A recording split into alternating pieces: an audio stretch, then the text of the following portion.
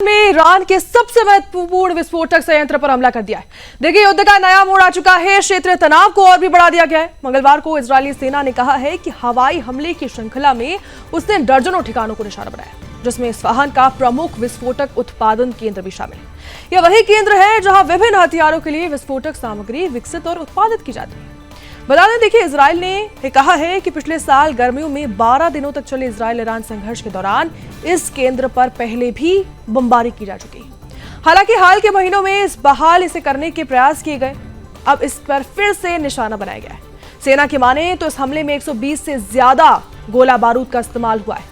इन लक्ष्यों में ballistic missile है, प्रशिक्षण स्थल है, साथ ही हथियार उत्पादन केंद्र और वायु रक्षा प्रणालियां शामिल थी।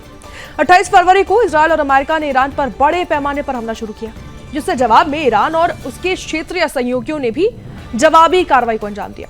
हिजबुल्लाह द्वारा किए गए हमलों के बाद से इजरायली सेना ने लेबनान पर हवाई हमले तेज किए और दक्षिणी लेबनान में जमीनी अभियान को भी शुरू कर दिया गया। मंगलवार को लेबनान से आए रॉकेट हमले जो हैं, उसमें उत्तरी इजरायल में एक महिला की मौत की भी खबर सामने आ चुकी है।